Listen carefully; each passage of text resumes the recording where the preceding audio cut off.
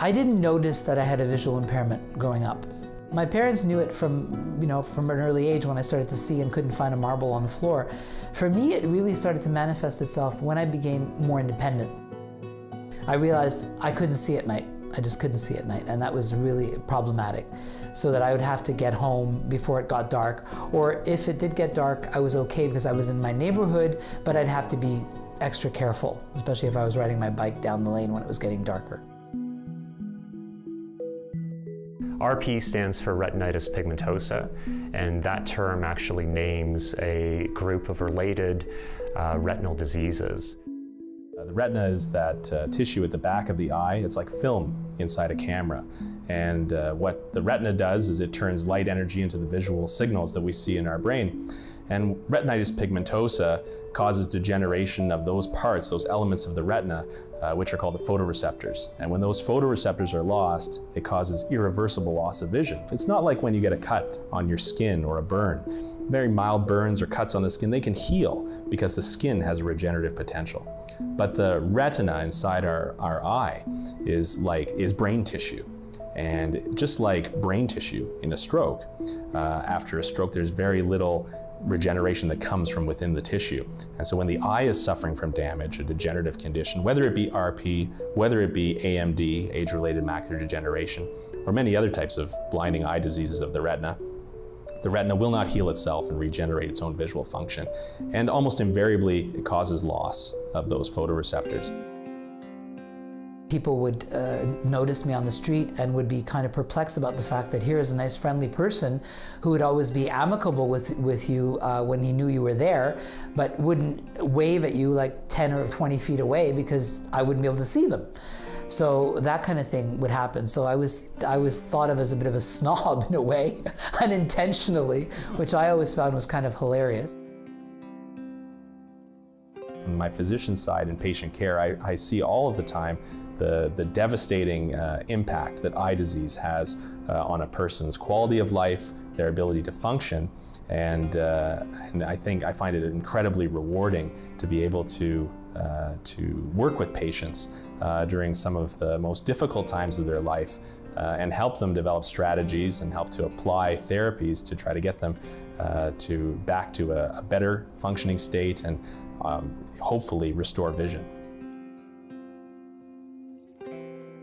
The Foundation Fighting Blindness is a charitable organization with a mission to advance retinal disease research, education, and public awareness across Canada.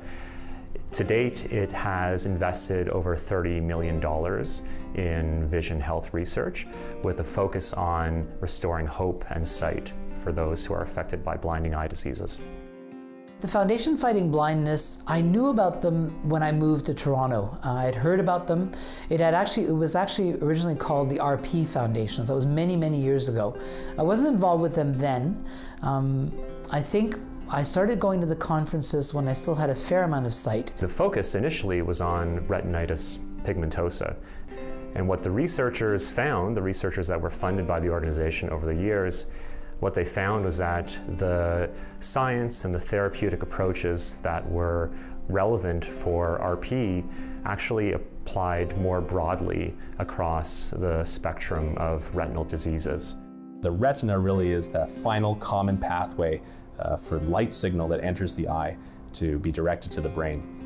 Diseases of the retina are multifaceted. There are many different types of diseases. That includes retinitis pigmentosa, RP, but also age-related macular degeneration, and also conditions like diabetic retinopathy that affects so many individuals. And these different diseases, while they affect the retina in different ways, the final common thing they have is that they cause irreversible loss of photoreceptors. I only have light perception more than anything else. I really can't see faces or colors or any of that stuff anymore. So that's gone for me now. And the light is also fading too. So that's kind of scary because you're always at a point where you're always recalibrating. You don't know what's going to happen. One day sometimes is better than the other, but generally speaking, that's all I have now.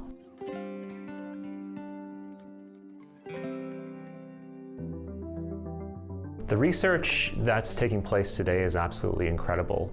And what we're seeing is that researchers are taking the pure science that's been progressing over decades and transitioning it into the clinical phase so that we can develop a therapeutic approach. In fact, that's one of our main focuses at the Foundation Fighting Blindness this year, is on funding the kind of research that is transitioning out of the sort of lab phase and into the clinical trial phase so that we can develop a cure for retinitis pigmentosa and other blinding eye diseases. If regenerative medicine is going to be applied anywhere in the body, it's first going to be applied in the eye. And we've been using different animal models of retinitis pigmentosa to test the efficacy of those cells. And the real aha moment for us was when we had transplanted those cells into an eye that was suffering from a genetic model of blinding eye disease, and we saw that it actually was able to restore function in that eye. And that mouse was completely blind. And we saw that when we transplanted in our stem cell-derived photoreceptors, we could restore some visual function in the mouse. And we could see that those photoreceptors were going to where they needed to go to in the retina, and we could then correlate that with that function. And that was an incredible moment because we were actually seeing for the first time that those cells were actually able to restore vision in a retina that was completely blind. And I think this is a huge step forward in the field. And what we're working on now is trying to get more of those cells in, the right types of those cells, both rod and cone photoreceptors that patients need that they lose in RP, and try to restore even more visual function. Running in the relay, runner A on the respective. It's not easy to live a life without seeing. It's not easy, I'm not going to pretend.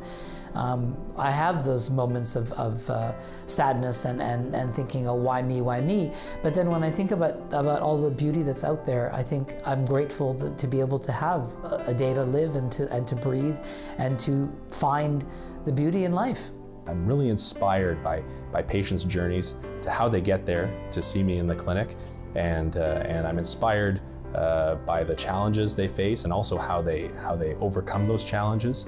And it really is a motivating force for myself and the team of researchers I work with to move forward with developing a therapy that's going to be effective in their lifetime. It's not just progress in stem cell therapies we're seeing, we're also seeing amazing work being done in artificial vision, in drug therapies, and in genetic therapy as well.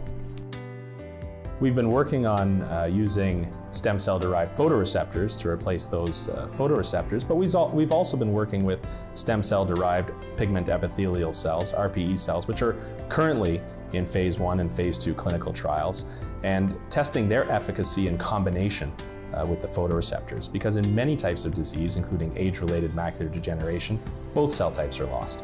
And so any future therapy is really going to need to replace both cells to create an effective functioning retinal tissue for patients. I'm probably not alone in saying that I believe that the future of vision research is taking us directly towards a cure for vision loss and for blindness. That's why the name of the organization is so apt, the Foundation Fighting Blindness. That's what the researchers are doing on a daily basis, is fighting against blindness to produce a cure as quickly as possible so that it can impact the lives of as many as possible. The Foundation Fighting Blindness is essential for advancing the science that we're doing in the lab right now. My affiliation with the foundation goes back many years. I've been involved both in patient advocacy and really trying to translate the concepts and advances we're making in science to make it more patient relevant, and so patients can understand what we're actually doing and the advances we're making towards a cure for blinding eye disease. Without organizations like the Foundation Fighting Blindness, it would be almost impossible for us to do this kind of work. I'm still with the foundation. I started being part of the Cycle for Sight ever since it started 9 years ago, and I'd found out from my homeopath that her nephew had started the Cycle for Sight, Michael Ovens, and she said, you should get into it. And I've not looked back since. I've been doing it every year, and so I bought myself my own tandem. So 160-kilometer ride is nothing. It was a heck of a lot to do the first time, but 9 years ago now are like night and day. It's bravery.